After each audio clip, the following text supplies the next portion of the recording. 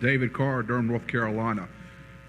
TAM Brands and U.S. Tobacco are two companies which are primarily single-focused product companies that seem to possibly have some barriers to growth in unit sales and pricing, and have employed a strategy of returning cash to shareholders through stock repurchases. Both companies have at times when they thought the stock was at a discount to intrinsic value used debt to accentuate their repurchases.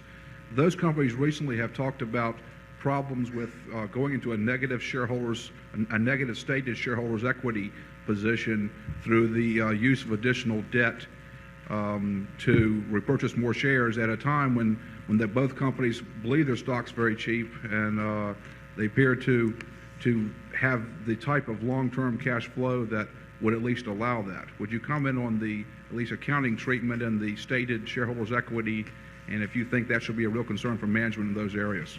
What was the first company besides U.S. Tobacco? TAM Brands. TAM Brands? Yes. Yeah, I don't think there's anything magic about whether shareholder equity is positive or negative. The Coca-Cola has a shareholder equity of $5 billion. It has a market value of $75 billion or so. Now, they're not going to do it, and I'm not going to recommend it, but if they were to spend $10 billion buying in their stock, they would have a negative shareholders equity of $5 billion. Their credit would be sound. I mean, if somebody else were to buy the company for $75 billion, they'd have $5 billion of tangible assets and $70 billion of intangible assets. And there is nothing magic about a company having a positive shareholders equity, and it isn't done very often, and I can't even think of a case where it's been done, but it may have been. But I see nothing wrong with a company having a negative shareholders equity, although it may be prohibited by the state in which they're incorporated in terms of repurchasing shares at a time that would produce that. You have to look at the state law on that.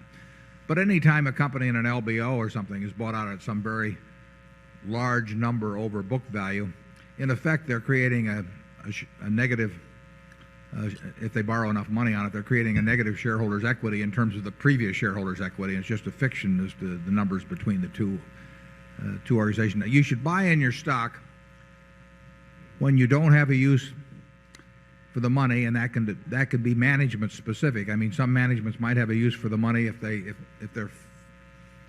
their field of capital allocation were large enough, whereas another management that was more specialized in their own business might not.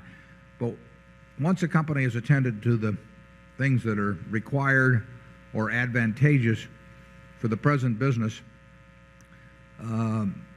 we think reacquisition of stock is a very logical thing to consider, as long as you don't think you're paying more than the intrinsic value of the business in doing it. And obviously, the bigger the discount from intrinsic value, the more compelling that particular use of money is. Charlie? I've got nothing to add. Generally speaking, maybe Coca-Cola can have a negative equity, but I don't think it would be a good idea for General Motors. I think there's something to be said for a positive shareholders' equity.